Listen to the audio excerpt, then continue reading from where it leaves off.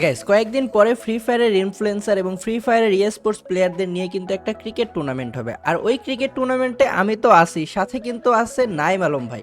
আর নাইম আলম ভাই হলো বাংলাদেশের একজন লেজেন্ডারি স্পোর্টস প্লেয়ার, একজন লেজেন্ডারি ইউটিউবারও। তো তাদের বিরুদ্ধে খেলার আগে আমি একটা প্রস্তুতি নেওয়ার জন্য একটু স্তন মাঠে যাই একটা ক্রিকেট ম্যাচ খেলতে। আর আমাদের টিমে আছে হলো গিয়া আর ফ্লিকার। তো এখন ফ্লিকারকে তো সবাই চেনেন, বাংলাদেশের স্পোর্টস প্লেয়ারদের মধ্যে স্নাইপারের বেস্ট প্লেয়ার তাকে বলা হয়।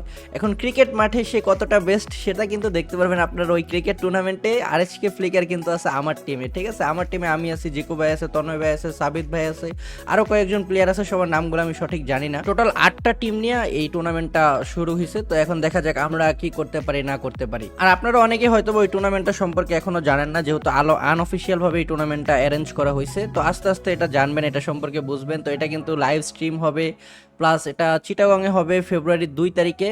এটা আপনারা লাইভ স্ট্রিমও দেখতে পারবেন। সব বিস্তারিত আমি পরে আপনাদেরকে জানিয়ে দেব। এবং আপনারা কমেন্টে জানায়েন যে আমার উপর কি আপনাদের বিশ্বাস আছে নাকি, কি করতে পারে আমি ওই টুর্নামেন্টে। কমেন্টে জানাই যান, আমি দেখতে চাই আমাকে নিয়ে আপনাদের উৎসাহ কতটুকু। প্রায় অনেক মাস পরে একটা ক্রিকেটের ভিডিও দিতেছি, আমি জানি ভিডিওতে ওরকম রেসপন্স আপনারা দেখাবেন না, তারপরেও ভিডিওতে 3000 লাইক দিলাম, সবাই কমপ্লিট করে দিবেন। এবং কে কোন জায়গা থেকে ভিডিওটা দেখতেছেন কমেন্টে জানাবেন, আমি সবার কমেন্টের রিপ্লাই আমি নিজে করবো, ঠিক আছে? তো আমাদের ওপেনিং জুটিটা, মানে আমরা যেই টিমের বিরুদ্ধে খেলতেছিলাম, ওরা টার্গেট দিছিল 14 ওভারে 151 রান না 100 কত রান যেন টার্গেট দিচ্ছিল, ঠিক আছে? তো ওইটার বিরুদ্ধে আমরা ব্যাটিং করতে নামছিলাম। তো ফার্স্ট উইকেট যাওয়ার পরে আমাকে 1 ডাউনে নামানো হয়েছিল।